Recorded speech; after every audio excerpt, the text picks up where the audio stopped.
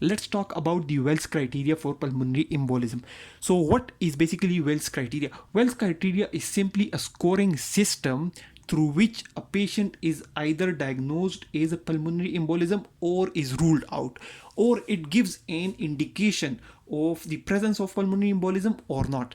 So basically there are few signs, symptoms or clinical presentations on which the patient is assessed, and then some points are attributed for each and every sign, symptom, and according to which the investigations are done and treatment protocols are made. So Wells criteria include, the first point is whether the alternative diagnosis is less likely. If there is less likely and the signs symptoms of the patient are towards or making the point sign symptoms of patient are more of pulmonary embolism, then it will carry 3 points. If the alternative diagnosis is less likely and the chances of pulmonary embolism are high, this will carry 3 points. Then if the heart rate of the patient is more than 100 per minute, it will carry 1.5 mark. If the clinical signs symptoms of DVT are present, it will carry 3 points.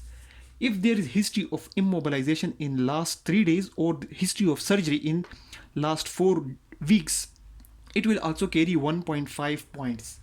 If there is history of previous pulmonary embolism or DVT, it will carry 1.5 mark. And if there is a history of hemoptysis, it will carry 1 mark.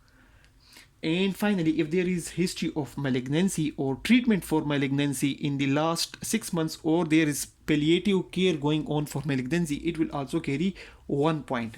Now, if all the points, all the marks are calculated and the final aggregate is more than 4, then the chances of pulmonary embolism are high and pulmonary embolism is likely. And you need to do CTPA. CTPA is basically CT pulmonary angiography. And if there is delay in getting the CTPA or CT pulmonary angiography, then the patient should be rapidly started on low molecular weight heparin. But if these points when added they make 4 or less than 4, then the chances of pulmonary embolism are unlikely and the patient should be investigated for D-dimers instead of CTPA. If the D-dimer test is positive, the patient should be tested with CTPA or CT pulmonary angiography. If there is a delay in getting the CTPA, then the patient should be given low molecular weight heparin if the D-dimers are positive. If it is negative, then it will rule out pulmonary embolism. Now, if the patient is allergic to contrast media, or if the patient is having a renal failure, then we should go for VQ scan instead of CTPA. So the Wells criteria is basically scoring system for the diagnosis and treatment protocols of the pulmonary embolism, and it has some points which include if alternative diagnosis is less likely, it will carry 3 points. Heart rate more than 100 will carry 1.5 marks. Clinical signs symptoms of DVT will carry 3 points. Immobilization history in last 3 days and history of surgery in last 4 weeks will carry 1.5 points. Previous history of pulmonary embolism or DVT will carry 1.5 marks. History of hemoptysis will carry 1 point, and history of malignancy or treatment for malignancy in last 6 months or continuous palliative care for any malignancy will also carry 1 point.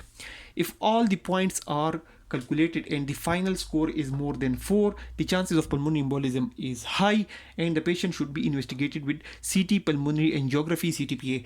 And if there is a delay in getting the CTPA, it is not available, then the patient should be started on LMWH, low molecular weight heparin. If the total points are 4 or less than 4, then the chances of pulmonary embolism are unlikely and the patient should be investigated with D-dimers. If D-dimers are positive, then the patient should be investigated with CTPA. But if there is delay in getting the CTPA, then the patient should be started on low molecular weight heparin. And if in this scenario the patient is either allergic to contrast medium or if the patient is having renal failure, then the patient should be investigated with VQ scan.